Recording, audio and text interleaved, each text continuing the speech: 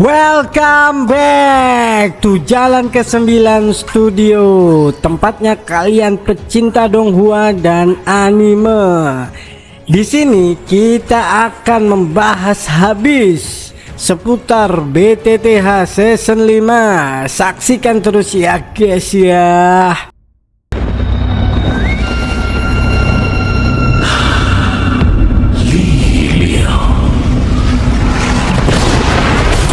如果你们降服于本地，可以保全你的血脉。我以剑圣斗文服于本地。笑话！当年我斗气全失，受辱退婚，退缩，中州的浩劫，就此结束吧。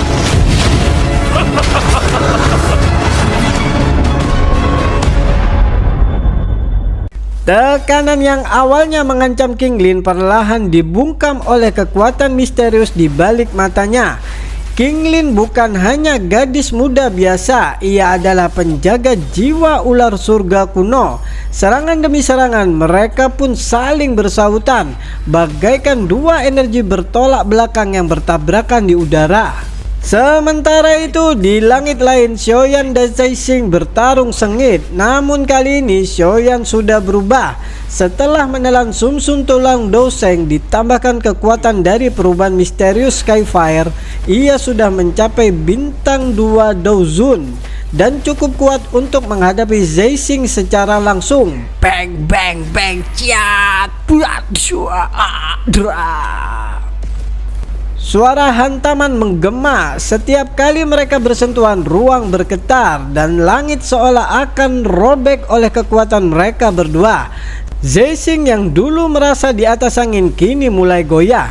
Zaixing, jika ini terus berlanjut, akulah yang akan tertinggal. Di bawah, perang masif terjadi di seluruh pavilion. Aula jiwa menyebar menghancurkan dari segala sisi. Tapi murid-murid pavilion bintang jatuh meski kalah dalam jumlah dan kekuatan, mereka bertarung dalam formasi dan semangat pantang menyerah. Feng Zuze, dokter peri kecil dan Tian Huanzunze pun ikut bertarung. Setiap ahli bertahan di posisinya, menahan gempuran musuh yang tak ada habisnya. Namun situasinya benar-benar chaos. Dari kejauhan faksi-faksi lain hanya bisa menonton. Sebagian menyayangkan, sebagian mengincar kesempatan. Di tempat lain yang tak terlihat dari medan perang, di dalam menara batu di mana tubuh yang baru saja dibentuk Xiaoyan terbujur diam di atas platform. Sebuah jari bergerak, ruang di dalam menara bergetar. Fragmen spasial mulai pecah dan menyebar seperti gelombang. Langit di atas pavilion bintang jatuh bergemuruh hebat. Dua sosok kuat bertarung sengit di udara. Xiaoyan, si kepala pavilion muda, dan lawannya hantu tua Zaixing. Tianzu dari aula jiwa yang ditakuti banyak orang. Gelombang kekuatan dari bentrokan mereka mengguncang awan, membuat siapapun yang berada dalam radius 1000 kaki tak berani mendekat. Sambil tertawa lebar, Xiaoyan bertukar pukulan langsung dengan Sang Tianzun. Berbeda dari pertarungan mereka sebelumnya, kini Xiaoyan tak lagi menghindar, ia melawan secara frontal. Xiaoyan, hahaha, menyenangkan sekali. Namun di balik tawa Xiaoyan, wajah hantu tua Zaixing semakin gelap. Dulu ia bisa mengalahkan Xiaoyan dengan mudah, tapi kini bahkan setelah sekian lama bertarung, bocah itu belum tumbang. Hantu tua Zaixing, kalau begitu aku akan buat pavilion bintang jatuh membayar mahal. Mata Xiaoyan menyapu ke arah medan pertempuran. Para murid pavilion bintang jatuh terus berjatuhan satu demi satu. Tak bisa dibiarkan lebih lama lagi. Xiaoyan, aku harus menghabisi dia sekarang juga. Dengan cepat Xiaoyan menelan beberapa pil pemulihan Douqi, menyimpannya di dalam mulut, menunggu momen yang tepat. Douqi di tubuhnya mulai mengalir mengikuti jalur rahasia. Telapak tangan kanannya perlahan memunculkan cahaya kemasan gelap, tanda bahwa teknik Dou tingkat Tian akan segera dilepaskan. Melihat Xiaoyan maju, hantu tua Zeixing pun tidak tinggal diam. Dengan gerakan cepat, ia menciptakan pedang besar berkepala hantu berlapis kristal hitam pekat. Hantu tua Zeixing, pedang bintang hancur. Bintang-bintang tampak berkumpul di belakangnya. Semuanya berubah menjadi sinar cahaya yang tertarik ke dalam pedangnya. Lalu dengan satu tebasan dahsyat, pedang setinggi 1000 kaki membelah ruang, menyerang langsung ke arah Xiaoyan. Sebuah serangan yang luar biasa, bahkan membuat para penonton dari faksi-faksi luar menahan napas. Penonton-penonton luar, itu pedang penghancur bintang milik Zeixing. Namun bukan Xiaoyan kalau tidak tenang. Ia menghentikan langkahnya, menatap telapak tangannya yang kini dipenuhi cahaya hitam pekat. Cahaya kemasan pun sepenuhnya menghilang, ditelan oleh kegelapan. Xiaoyan, telapak tangan penciptaan surga yang hebat. Dengan satu pukulan ke udara, ruang di depan Xiaoyan runtuh seketika. Sebuah bola cahaya hitam menyebar dengan sunyi, tidak menimbulkan suara, tidak menghasilkan ledakan, namun menelan cahaya pedang Zeixing secara utuh. Cahaya pedang yang mengerikan itu menghilang begitu saja, seperti tersedot ke dalam lubang hitam. Penonton tercengang. Para ahli dari Central Plain menggelengkan kepala dan terdiam. Bahkan hantu tua Zeixing pun membelalak. Hantu tua Zeixing, telapak tangan penciptaan surga yang hebat, teknik Dou kelas Tian. Bagaimana kamu bisa, Xiaoyan? Segalanya terjawab dalam pikirannya. 3 tulang rusuk dari peninggalan kuno, Xiaoyan telah mempelajari teknik legendaris itu. Hantu tua itu mulai panik. Ia berbalik dan mencoba melarikan diri, namun sudah terlambat. Xiaoyan, kamu mau kabur hantu tua, ha? Xiaoyan mengepalkan tangan. Bola cahaya hitam memperluas jangkauannya. Kekuatan hisap yang luar biasa menyapu langit. Zeixing seperti ditarik oleh gravitasi tak kasat mata. Pilar-pilar Douqi yang ia lepaskan tidak berpengaruh sedikit pun. Zeixing, sial, ini tidak mungkin. Ketakutan akan kematian menyelimuti hantu tua Zeixing. Mata Xiaoyan menatap dengan tajam. Tanpa ragu, ia terus memperluas kekuatan dari teknik Dou tingkat Tian miliknya. Hantu tua Zeixing, mati. Zeixing yang tahu ajalnya sudah dekat akhirnya menjerit putus asa. Hantu tua Zeixing, Tuan Tianzun ke-9, tolong selamatkan aku. Suaranya menggema di langit, penuh rasa takut dan kehilangan harga diri. Tapi pada saat genting, satu suara datar dan dingin muncul dari balik ruang yang retak. Tianzun ke-9, sampah. Kau dipermalukan oleh generasi muda. Wajah apa yang kau punya untuk disebut Tianzun? Dari spasial itu muncullah sosok berjubah biru, membawa hawa dingin dan energi air yang begitu kuat. Langit mulai gerimis halus, bahkan udara terasa berat. Penonton, dia bukan sekedar Douzun biasa. Kekuatan pria ini sangat besar, setara dengan bintang 7, bahkan mungkin bintang 8 Douzun. Tianzun ke-9 mengayunkan lengan bajunya. Tirai hujan terbentuk, mencoba menghentikan bola hitam teknik Dou kelas Tian milik Xiaoyan.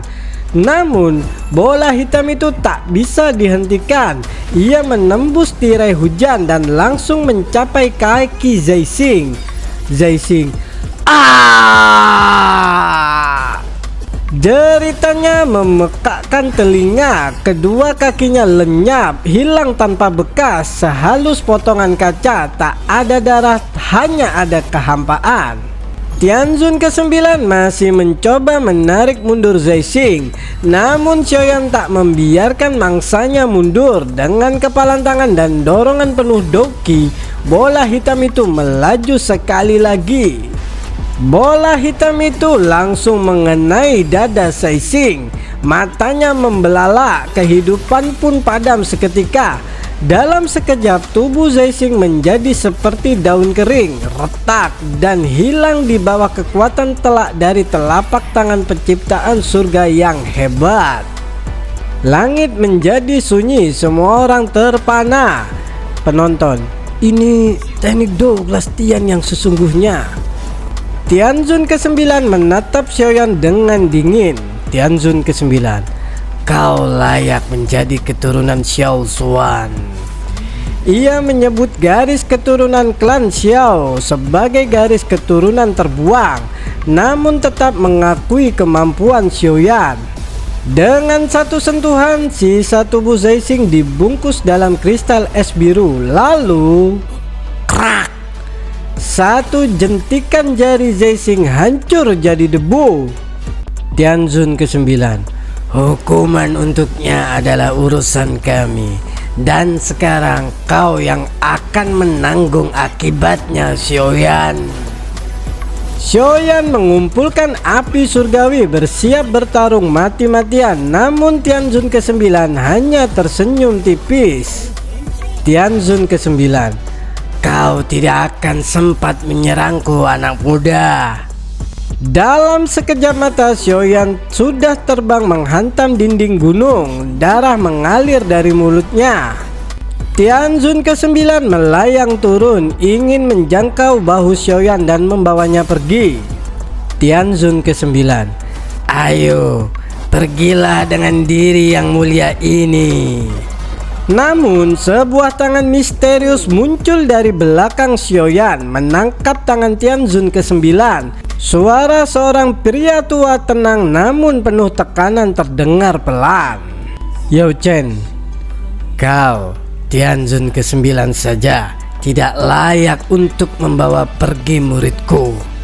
Ternyata tangan yang menahan Tianzun ke-9 itu adalah milik Yao Chen atau lebih dikenal sebagai Yalao, yang kini berdiri dengan tubuh sejatinya, bukan lagi sekedar roh. Aura yang mengelilinginya kuat, menakutkan dan sangat menggetarkan. Bahkan Tianzun ke-9, sosok menakutkan dari aula jiwa, menyadari sesuatu yang tak ia duga. Tianzun ke-9, Yao Chen, kau sudah memulihkan kekuatanmu. Xiaoyan pun tersenyum lega. Ia tahu inilah kekuatan sejati gurunya, sosok yang pernah mengguncang Central Plain sebagai Yao Zunze.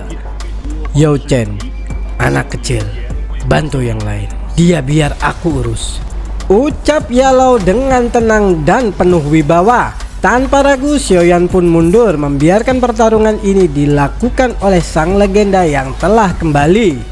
Tianzun ke-9 meski ragu tetap menyerang. Dengan mengumpulkan doukinya, ia membentuk binatang besar dari air. Namun dengan satu kepalan tangan, bang!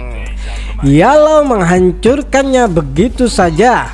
Seketika langit bergemuruh. Telapak tangan spasial besar diciptakan Yalao dan langsung menghantam lawan. Tianzun ke-9 mencoba bertahan, membuat penghalang air biru raksasa, tapi tak bertahan lama. Brak! Penghalang milik Tianzun ke-9 hancur, tubuhnya terlempar dan dari mulutnya keluar erangan dan darah segar. Di kejauhan para ahli dan pengamat pun tercengang. Itu Yao Chen masih hidup. Bukankah dia kehilangan tubuhnya dulu? Jika dia kembali, Central Plain pasti gempar. Mereka sadar kembalinya Yalao akan mengubah peta kekuatan dunia kultivasi. Xiaoyan memalingkan pandangan. Ia melihat wayang langit mulai terdesak oleh serangan Black Tianzun.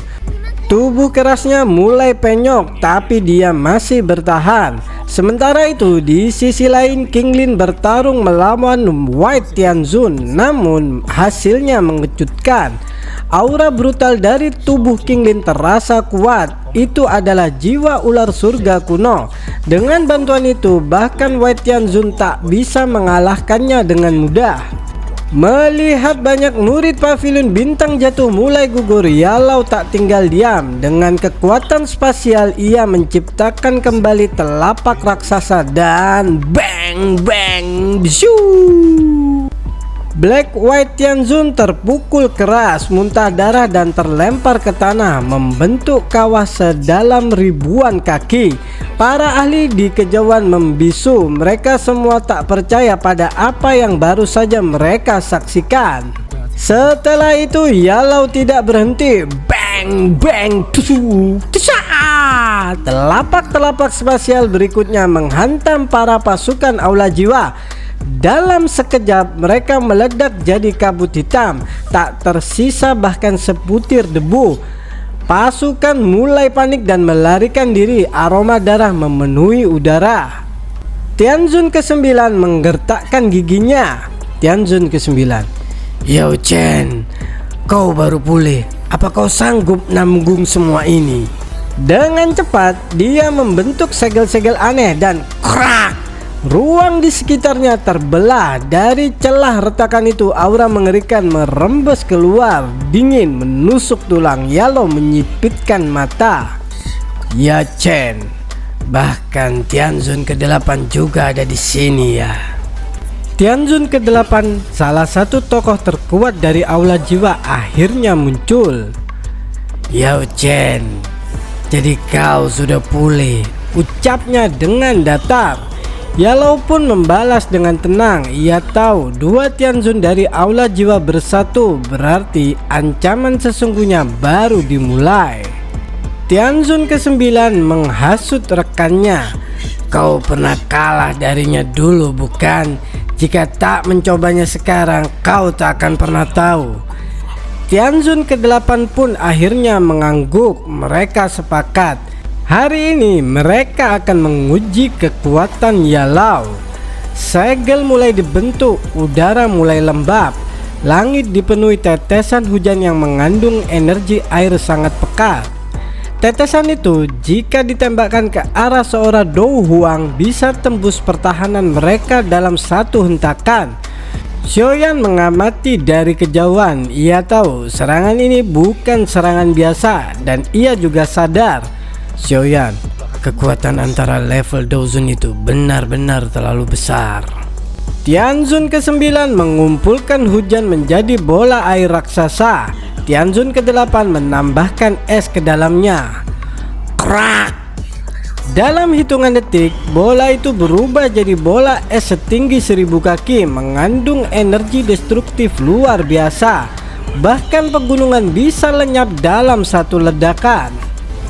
Para ahli yang mengamati dari kejauhan mulai panik. Mereka mundur sejauh mungkin karena fluktuasi dari bola es ini bahkan menekan jiwa mereka dari jarak jauh. Sementara itu di pavilion bintang jatuh, para murid dan tetua hanya bisa menatap ke langit. Dua Tianzun bergandengan tangan. Bola es itu melesat cepat, membelah udara dan ruang, menyisakan garis-garis retakan spasial yang hitam legam. Dua Tianzun, hari ini kau dan pavilion bintang jatuh akan benar-benar hancur. Tapi Yalau tetap diam, wajahnya tenang, tangannya terangkat perlahan. Tiba-tiba Yalau berhenti. Satu kata lirih, pelan, namun tiba-tiba seluruh langit membengkak.